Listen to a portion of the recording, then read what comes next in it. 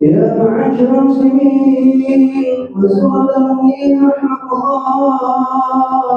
روي عن أبي هريرة رضي الله عنه أن النبي صلى الله عليه وسلم قال: إذا قلت لصاحبك يوم القيامة أنصت والإمام يكون قبلكم أنصتوا واسمعوا وأطيعوا رحمه الله.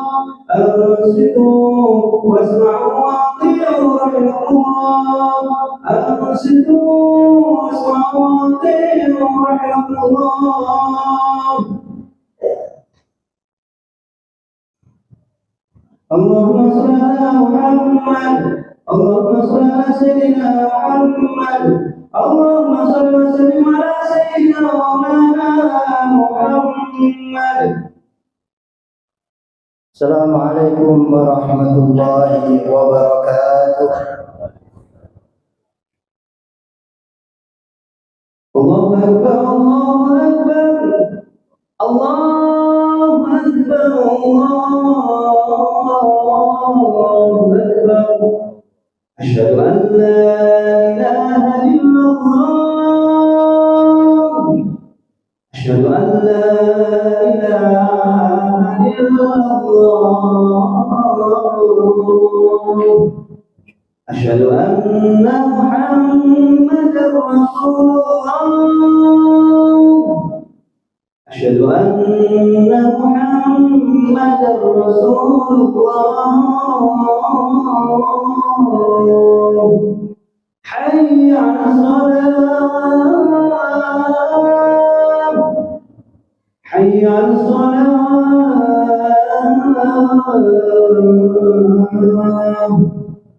حي على الفلاح. حي على الفلاح.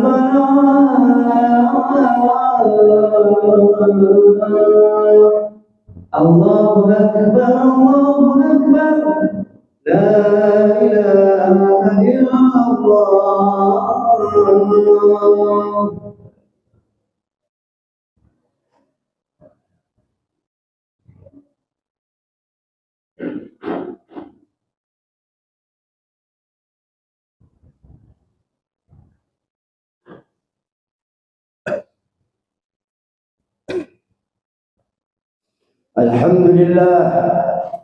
الحمد لله الذي بعث سيدنا محمدا صلى الله عليه وسلم هاديا إلى صراط مستقيم.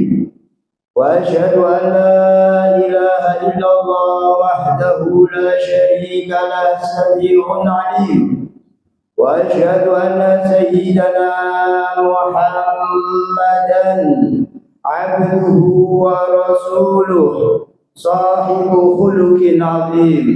اللهم صل وسلم وبارك وعظم وترحم وتحنن على سيدنا ومولانا محمد وعلى آله وصحبه المتمسكين بدين القويم. أما بعد فيا أحبة في الله، أوصيكم ونفسي بتقوى الله وطاعته، فلا تموتن إلا وأنتم مسلمون. فقد قال الله تعالى في محكم تنزيله: وصدق الله حيث قال: يا أيها الذين آمنوا اتقوا الله وقولوا قولا سديدا يصلح لكم أعمالكم ويغفر لكم ذنوبكم، ومن يطع الله ورسوله فقد فاز فوزا عظيما. Amma ba'du masyiral hadirin rahimakumullah. Suatu malam Al-Imam Bishr Ibnul Harith, beliau bermimpi Nabi Muhammad sallallahu alaihi wasallam. Seraya dalam mimpi itu Nabi Muhammad sallallahu alaihi wasallam bertanya kepada Imam Bishr Al-Hafi. Beliau mengatakan, "Ya Bishr, atadari lima rafaqallahu baina akranik?" Wahai Imam Bishr, tahukah engkau kenapa Allah Subhanahu wa taala mengangkat derajatmu di atas rata-rata orang pada zamanmu sekarang ini? Kenapa Allah begitu mengangkat derajatmu yang tinggi daripada hamba-hamba Allah yang lainnya? Qultu la ya Rasulullah. Maka Imam Bishr menjawab, tidak wahai Rasulullah. Maka Rasulullah sallallahu alaihi wasallam memberitahu kepada Imam Bishr apa hal-hal, perkara-perkara apa, amalan-amalan apa yang bisa orang itu terangkat derajatnya tinggi di sisi Allah Subhanahu wa taala.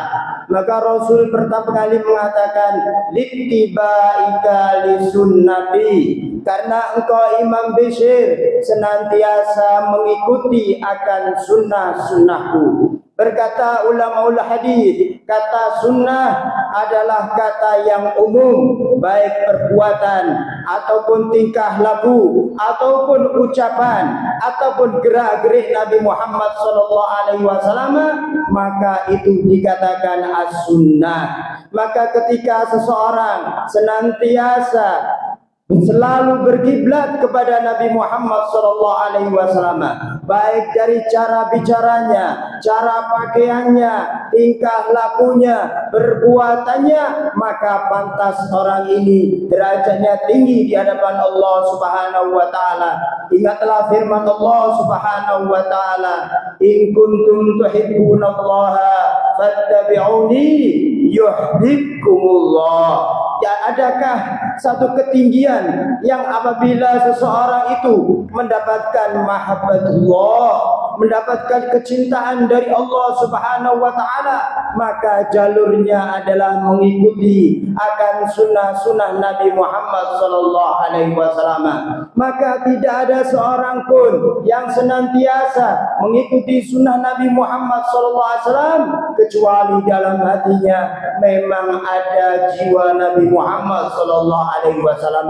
Dalam otaknya hanya Nabi Muhammad sallallahu alaihi wasallam.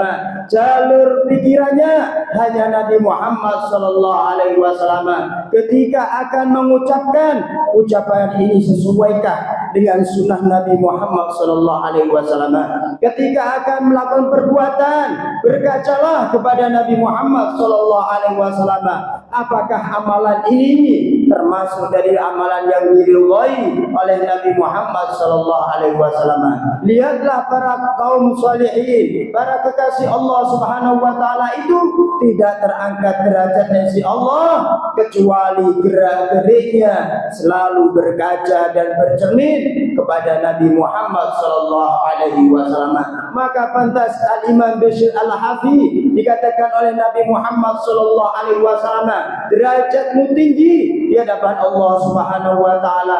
Yang pertama, karena engkau senantiasa mengikuti akan sunnah-sunnahku. Marilah ma'asyiral hadirin rahimakumullah, di tengah gerusnya zaman ini, di tengah semaraknya akan godaan dan ujian umat Islam, marilah kita kembali ke hithah, ke jalan Nabi Muhammad sallallahu alaihi wasallam, jalur Nabi Muhammad sallallahu alaihi wasallam, pikiran Nabi Muhammad sallallahu alaihi wasallam, amalan Nabi Muhammad sallallahu alaihi wasallam, agar kita mendapatkan derajat yang tinggi di hadapan Allah Subhanahu wa taala.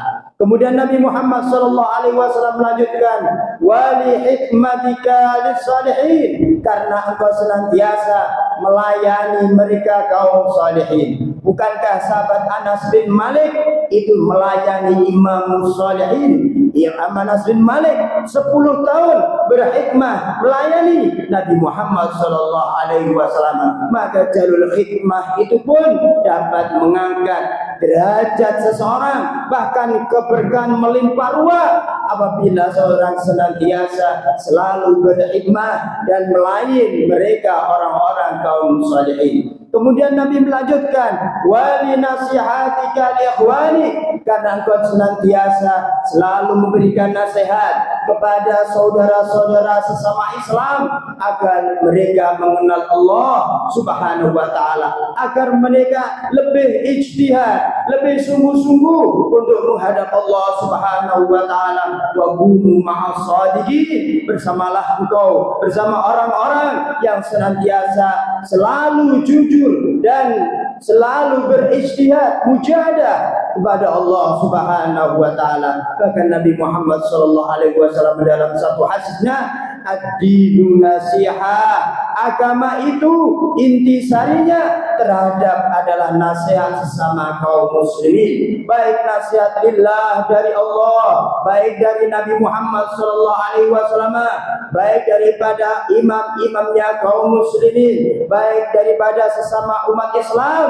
Selagi orang ini mau saling menasihati, maka ketahuilah hal itulah yang bisa mengangkat derajat di sisi Allah Subhanahu wa taala. Bagaimana tidak, ada satu riwayat ketika Nabi Daud alaihissalam pergi ke Sahra, ke padang pasir dengan sendirian, maka ditanya oleh Allah Subhanahu wa taala, wahai Daud, kenapa engkau datang sendiri kepadaku? Maka Nabi Daud menjawab, karena aku saking asyiknya kepada engkau ya Allah. Tapi apa jawab Allah? Kembalilah engkau ke kaummu, ajak kaummu, nasihati kaummu agar juga mengenal kepada aku. Maka begitu pentingnya memberikan nasihat kepada semua umat Islam.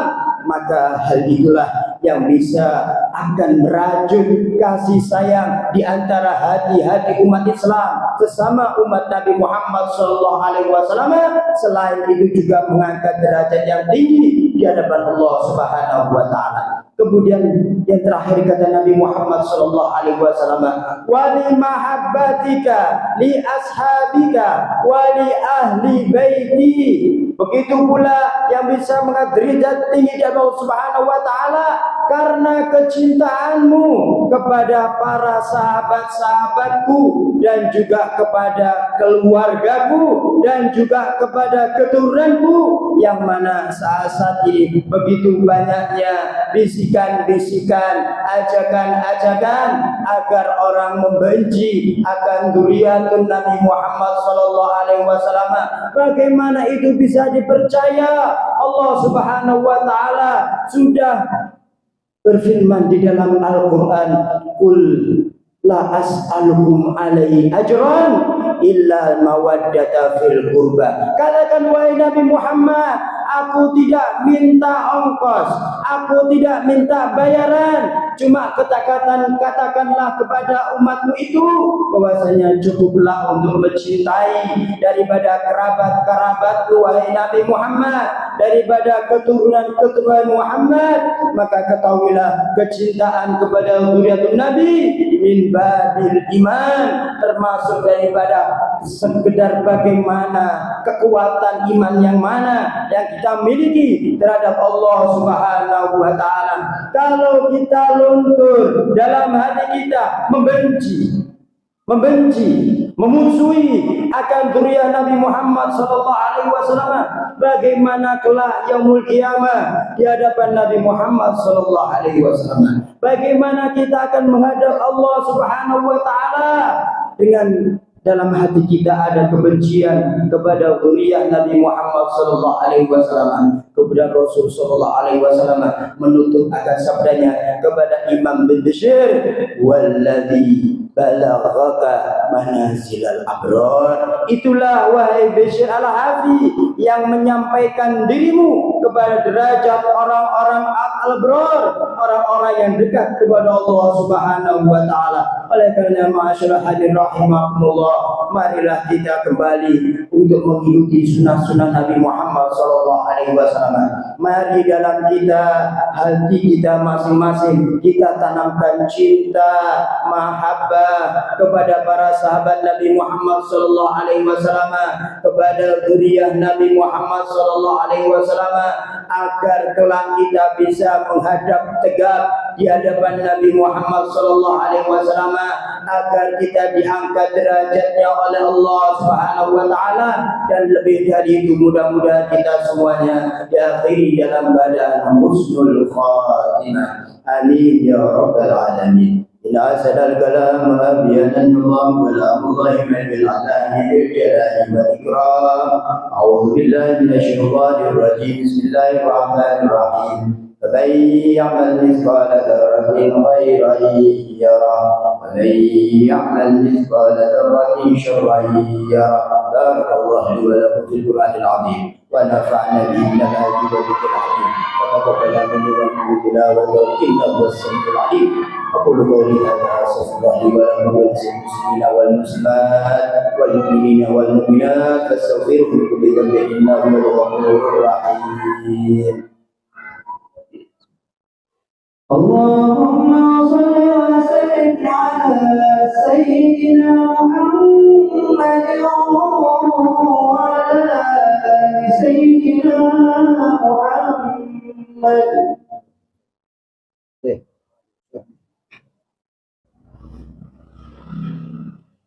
الحمد لله حمدا كثيرا كما أمر. أشهد أن لا إله إلا الله وحده لا شريك له إرغاما لمن جحد به وكفر. وأشهد أن سيدنا محمدا عبده ورسوله سيد الخلائق والبشر. اللهم صل وسلم على سيدنا محمد وعلى آله وصحبه الغرار.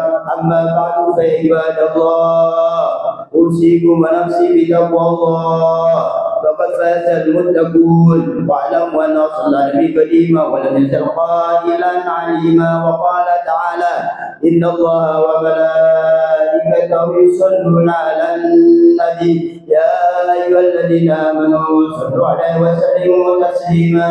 وقال نبينا محمد صلى الله عليه وسلم حيثما كنتم فصلوا علي فإن صلاتكم تبلغني.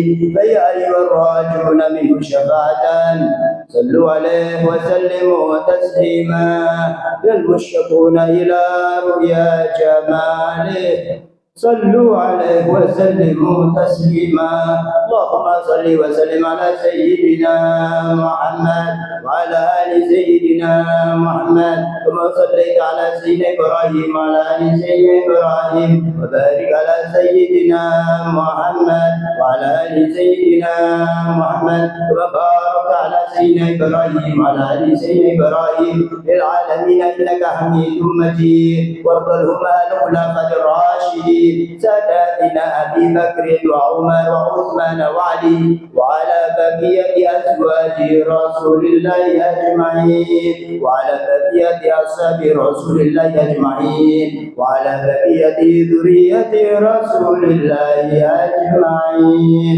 اللهم اغفر للمؤمنين والمؤمنات والمسلمين والمسلمات الأحياء منهم والأموات إنك سميع قريب مجيب الدعوات ويا قاضي الحاجات ويا كافي المهمات برحمتك يا واهب العافيات. اللهم سلمنا والمسلمين وعافنا والمسلمين والتف بنا والمسلمين واكفنا وإياهم شر مصائب الدنيا والدين. ربنا آتنا في الدنيا حسنة وفي الآخرة حسنة وقنا عذاب النار. صلى الله على سيدنا محمد وعلى آله وصحبه وسلم والحمد لله رب العالمين.